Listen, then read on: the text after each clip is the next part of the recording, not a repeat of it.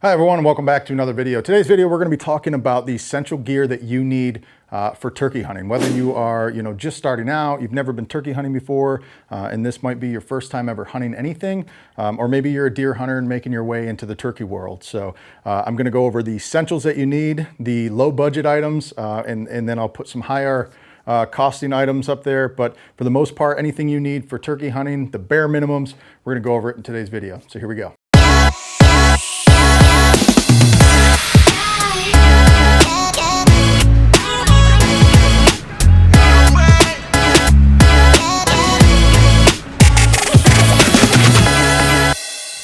All right, first thing you're gonna need is a weapon, shotgun. First and foremost, for turkey hunting, you're gonna be hunting them with a shotgun. A centerfire and a rimfire rifles are usually illegal to hunt turkeys with, and also really wouldn't be much fun either, not to mention they'd completely destroy the meat of the turkey, depending on where you shoot it. But with turkey hunting, you're gonna be aiming at their neck and their head, and you're gonna be using the shotgun to do that. A 12 gauge is an all-around great choice for turkey hunting, but many hunters today are beginning to switch over to like 20 gauges, even 410s, and purchasing tungsten shotgun shells.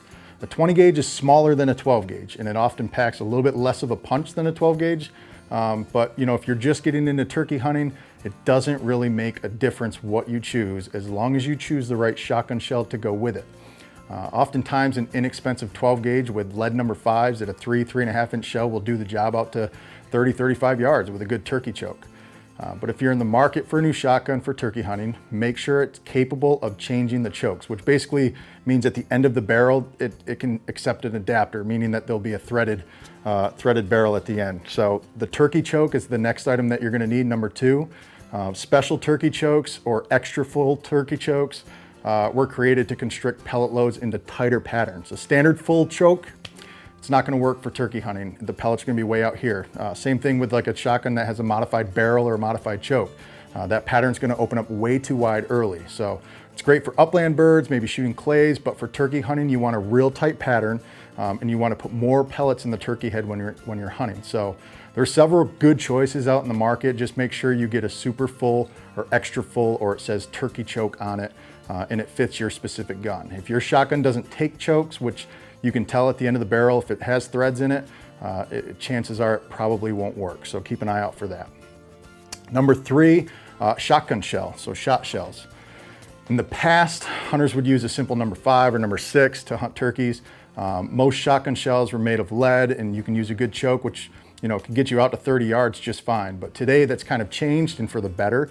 When we look at different makeups of shotgun shell loads for turkeys, you have lead, copper plated, and tungsten. And in that order, it also goes usually from the cheapest to the most expensive. Lead with a good choke is great to 30-35 yards for most guns. Copper coated or copper shot can hold a little bit more integrity and can help penetrate out to like further distances, say like 40, 45, 50 yards.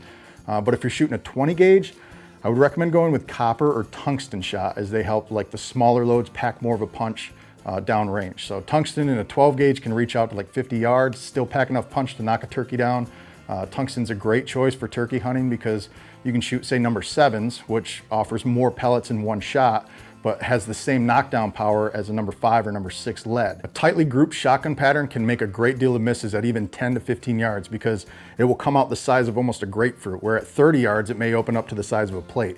So just make sure that you're aiming for the neck or the head, and you'll be fine. Whatever shot shell you choose, just make sure you pattern your shotgun so you know how your shotgun is shooting that particular shell.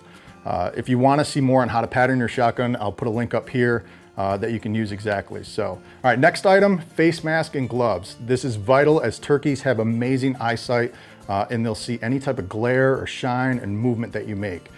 I've gone as far as not even looking at them when they get close enough, or held out on blinking, just because you need to be so motionless and invisible, and being invisible is paramount to your success. So get a good pair of gloves and a face mask, and you'll be just fine. Camouflage, guys, you don't need to go out and buy the most expensive camouflage, but good camo, like a good pattern like Mossy Oak Obsession will do. It'll have more, greens. It'll have darker patterns for shadows. If you're a deer hunter coming into turkey hunting, just be careful, because a lot of times you're talking about browns and grays when you're deer hunting because of the fall colors. Coming into the turkey woods, you're gonna want something that contrasts a little more. So definitely look for like a mossy oak obsession pattern. I think Realtree has a good pattern. I also use Sitka subalpine. So a good camo, I'll put the links below to some that I recommend that are inexpensive and then some that I use. But for the most part, good camouflage will help you out. Also boots.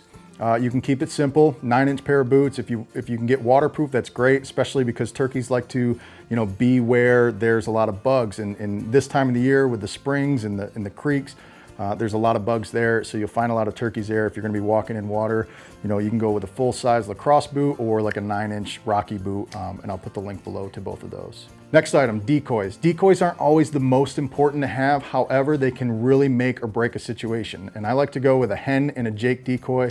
90% of the time, as this can really help draw on the gobblers early on. The toms will see the hen, then they'll see the younger bird, the jake decoy, and oftentimes it'll drive that turkey nuts and bring them right in. So Avion X, Dave Smith decoys, they're the top of the line brand I would recommend, but I've had some really good success with some of the affordable HS Strut decoys as well. And I'll put the link below to both of those so you can get an option there for you. If you can only afford one, I recommend going with just a hen. Turkey calls, guys, if you're new into turkey calling or turkey hunting, there's an array of turkey calls out there. You can start with the most easiest call. It's a friction push button call. I don't have one for you to show you, but that's a super simple call to start on. And all you do is you just basically push the button and it makes a call. If you learn the yelp, good chance you're gonna be able to succeed. It's just try not to overcall, and trying to learn and understand turkeys can be the tricky part. What I like to do in the morning is usually start with a mouth call. I'll start with what they call a tree yelp. If that doesn't work, if I don't get any gobbles off the roost, I'll switch to a box call, which is probably your second easiest call to use. It's just a simple, friction call, but it can be super helpful if, like I said, in the morning, if I don't hear anything, I'll try that next because it's got a little bit more of a range to it, and try to get a bird a little bit further to gobble, and then I'll make my way to them. So moving down from there, you're looking at your slate calls. Slate calls are, just very simple. Well, I shouldn't say simple. They're crystal or slate. They're also called pot calls too. The higher pitch starts in the edge and works this way. So when you start from the edge, you work your way in. But for the most part, that's probably going to be your next easiest call. Those are really good for soft calling, purring at the last moment when you have a bird in real close and you just need to bring them a little bit further. But slate calls are also really good calls to use. Lastly, we're looking at mouth calls, and they are probably the most difficult to learn, but super helpful if you are in the woods and you need to remain motionless. You can use that mouth call just to bring them in, hold the gun up, be ready for them, use the mouth call, bring them in, and boom. And you can do it without moving or lifting a finger, so it's very beneficial to you. So I'll put the links to all calls that I recommend below. Feel free to look around and shop for what you can afford. Next item on the list is going to be a turkey vest. A turkey vest is very beneficial for turkey hunting, but if you're just starting out, I wouldn't say it's necessarily like a must-have. I love mine because it has a back support, it has a butt pad, I can carry all my decoys in it, I can put a dead turkey in the back, and it lines up all of my calls and shells in a simple vest. But if you have camo with pockets, or a backpack or a case to carry your decoys in, you can get away without a turkey vest. I like to compare a turkey vest to a fisherman's tackle box. It just keeps things organized. Not essential, but could be essential. Next item, guys, I would say you're gonna need a THERMACELL or bug spray. It's another tool that will help you stay motionless in the woods, but a THERMACELL or bug spray can make a huge difference. As far as I'm aware, turkeys can't smell, so I wouldn't worry too much about that, but if it comes down to it and you're trying to swat mosquitoes or gnat, and you're trying to stay as motionless as possible, it could really make or break a turkey hunt. So I would get some of that.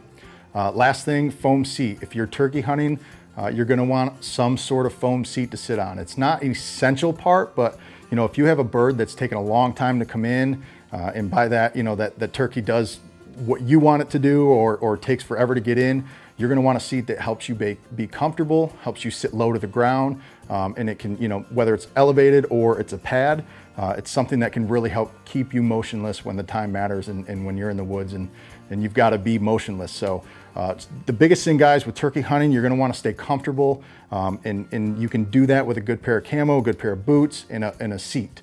Like I said, these backpacks or these turkey vests, basically, the high-end ones, they have kickstands, so you can lean back just like a recliner. They work really, really well. not super essential. But overall, I would say for the most part, as long as you have those 10 items, you're gonna be pretty good.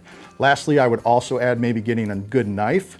And I will also show you in a video up above here, if you wanna click the link here, to how to take the breast out and clean your turkey after you kill a turkey. So that video can be very useful if you do succeed in the woods. So I'll check that video out. But overall, guys, I'll put the links to everything that I've talked about today. I will go in deeper discussion with each item in another video, so look out for that. If you like this video, if it helps you guys, give it a thumbs up. Also, please subscribe, it helps me out. And if you do get the gear, using the links below, I get a small percentage. So if you spend like $10, I think I get 10 cents, but every little bit helps. So hopefully this video helped you. If it did, give it a thumbs up, guys. If you have any questions, please let me know.